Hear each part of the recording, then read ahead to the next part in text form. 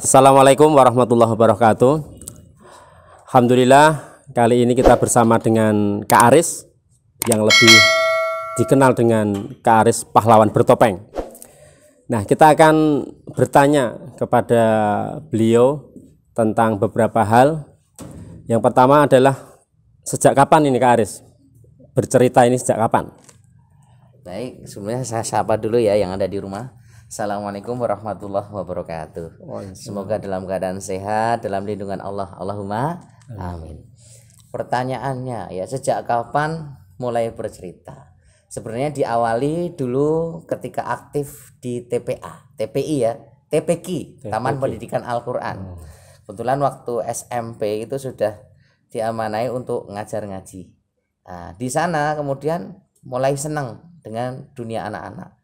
Dan mulai SMA, kalau tidak salah kelas 2 itu sudah mulai bercerita. Tetapi berceritanya tidak seperti di panggung atau di hadapan anak yang banyak, begitu tidak. Waktu itu saya ada kitab milik bapak saya, yaitu kitab Irsyadul Ibad ya. Itu dari Pondok Pesantren Alawi Surabaya. Itu saya baca kok bagus. Kemudian saya kumpulkan anak-anak, punya 5 atau 10 gitu, sambil duduk saya ceritakan. Ternyata responnya luar biasa. Senang. Kebetulan ceritanya banyak yang tentang akhirat, alam kubur dan sebagainya, dan ketagihan anak-anak. Nah, semenjak itu saya jadi hobi bercerita. Sejarahnya begitu. Oh, iya. Nah, tadi sudah diceritakan ya. Jadi sejak kapan mulai bercerita, sudah diceritakan. Nah, kenapa kok sekarang itu senang bercerita itu? Ternyata dengan berjalannya waktu itu cerita itu sungguh luar biasa. Jadi bisa merubah seseorang yang tadinya kurang baik atau tidak baik bisa menjadi baik tanpa menggurui. Jadi menasihati tanpa menggurui itu cerita luar biasa. Bayangkan kita kumpulkan anak-anak, kalau kita bilang, "Dek, kemari saya nasihati," kan mereka pasti wah, diceramahi, dinasihati nggak nyaman. Tapi, "Dek, saya kasih cerita." Padahal di dalam cerita itu berisi nasihat. Tapi anehnya diceramai, dinasihati, tapi anak-anak senang, bahkan ketagihan minta lagi. Nah, itulah hebatnya cerita. Oh, iya. Nah, tentunya kan kita semuanya juga pengen nih bercerita, berbagi kepada anak-anak kita, kepada semua orang. Nah, kita tanya ini pada Pak Aris nih, apakah ada sekolahnya itu bisa agar kita itu bisa bercerita? Kalau bicara sejarah sekolah, jadi dulu waktu di TPA itu kan sering dapat semacam kayak undangan pelatihan. Waktu itu saya lupa tahun, mungkin udah 15 atau berapa tahun yang lalu ya, mungkin 17 tahun yang lalu atau saya lupa mengingatnya. Cuma dulu ada namanya Sekolah Dongeng Yogyakarta Angkatan Pertama. Itu yang mengadakan dari kumpulan mahasiswa lintas kampus, namanya Forsize, Forum Silaturahmi Anak Islam. Itu Sekolah Dongeng Yogyakarta Angkatan Pertama. Nah, kemudian ada lagi Sekolah Dongeng Yogyakarta Angkatan Kedua. Saya ikut lagi. Ternyata trenernya luar biasa waktu itu. Beliau yang sudah senior, masternya. Dari ikut itu, alhamdulillah, kemudian setelah Sekolah Dongeng Yogyakarta yang kedua, ternyata diadakan lomba. Lombanya tidak hanya intern, tetapi dari mana-mana silahkan ikut, memperebutkan trofi wali kota Yogyakarta. Itu tapi tingkat provinsi. Alhamdulillah waktu itu bisa mengalahkan senior saya, bisa juara 1. Alhamdulillah dari situ jadi semakin termotivasi. Wah, alhamdulillah ternyata saya bisa waktu itu. Padahal sebelumnya ya bisa dikatakan kan diawali hanya cerita duduk, tiba-tiba bisa cerita di depan, di panggung, itu sesuatu yang kebanggaan yang luar biasa gitu loh. Tidak menyangka gitu. Ya, melalui sekolah itu. Tapi sebenarnya tidak harus sekolah sebenarnya. Intinya gini, dulu saya dari TPA saya itu diutus 5. Dari 5 itu yang bisa bercerita cuma saya. Padahal sama-sama ikut 2 sekolah, bahkan 3 sekolah. Jadi setelah itu ada sekolah lagi saya ikut, namanya Sekolah Dongeng Kak Bimo Angkatan Pertama. Nah, dari 5 teman saya yang itu cuma saya yang bisa bercerita, yang lainnya enggak. Ini kenapa? Saya beritahukan. Ternyata ini rumus yang paling penting. Ketika kita sudah mengetahui sesuatu, kita harus mau praktek itu ya. Nah, teman-teman saya itu tidak mau praktek. Jadi ketika ada kesempatan selalu menolak. Ayo ngisi cerita. selalu bilang belum siap. Nah, rumus yang saya terapkan, kalau pengen betul-betul bisa, ketika sudah tahu ilmunya, sudah dapat ilmu gitu ya, intinya ATM, amati langsung tirukan di mana, di lab kita masing-masing. Kalau guru ya di sekolah, kalau Ustadz TPA ya di TPA-nya, langsung praktek. Nanti semakin lama itu kan jam terbang yang berbicara, nanti akan menjadi ahli dengan sendirinya. Ya, jangan pernah menolak kesempatan. Nah, itu intinya. Nah, kita kan juga perlu namanya trik, gimana kita sebagai pemula pengen bercerita kita itu sebetulnya.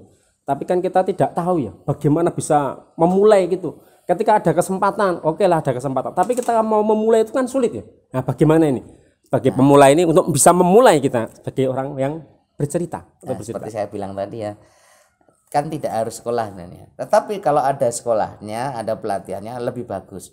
Tapi intinya adalah tiap manusia itu punya sifat meniru. Ya, ATM tadi digunakan. Jadi saya dulu sering namanya ngintil. Ngintil itu ketika ada pencerita yang sudah senior ngisi itu saya ikuti. Ya, kemudian saya praktekkan di lab saya, TPA saya. Begitu terus. Nah, rumus yang pertama itu aja. Kalau itu sudah dilakukan, nanti insya Allah dengan sendirinya akan ahli. Ya, kan amati, kemudian tiru. Persis saja, plek gitu ya ibaratnya. Kemudian baru kalau sudah punya keahlian lain, modifikasi. Ya, amati, tiru, modifikasi. Kemudian, nah tadi yang saya ingatkan sejak awal tadi, jangan pernah menolak kesempatan.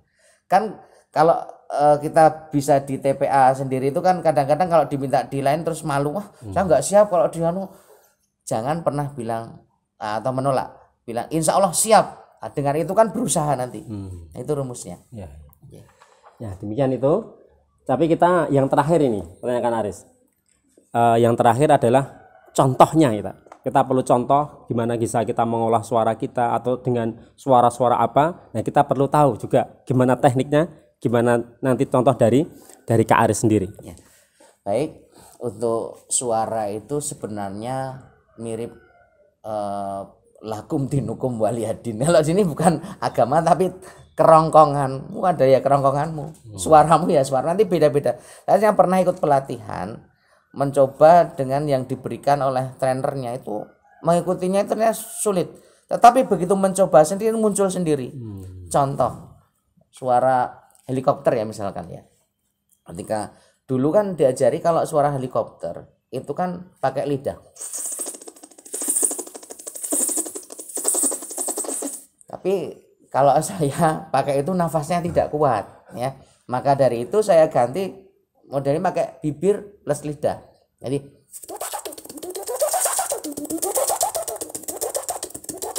begitu. Ini kalau pakai mic bisa persis ya. Kemudian kurang mic itu. Suara binatang-binatang sebagainya, contoh kucing. Ini juga nyoba-nyoba sendiri ya. Coba caranya sering bergaul dengan mic. Nanti coba-coba nanti akan muncul suara. Ya, kemudian suara gajah. Ya. Ya.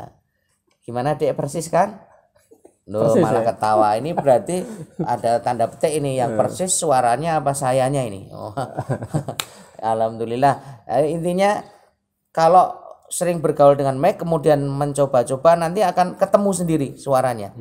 Ternyata bisa mirip ini. Atau sering nonton misalkan ya yang sering melihat tayangan misalkan Jarwo itu Sopo Jarwo gitu kan. Itu kan, weh ada Pak Haji. Waduh gimana ya? Ya misalnya begitu. Ya, suara Doraemon dan sebagainya itu bisa ditirukan nanti untuk memperkaya ketika kita sedang bercerita. Gitu. Oke. Demikian ya. Singkat yang kita sampaikan, mudah-mudahan kita semuanya bisa mengambil hikmah, mempraktekkan apa yang menjadi nasihat dari Kak Aris tadi, yaitu kita menasihati orang tanpa kita harus menggurui dengan metode bercerita. Demikian, Assalamualaikum warahmatullahi wabarakatuh.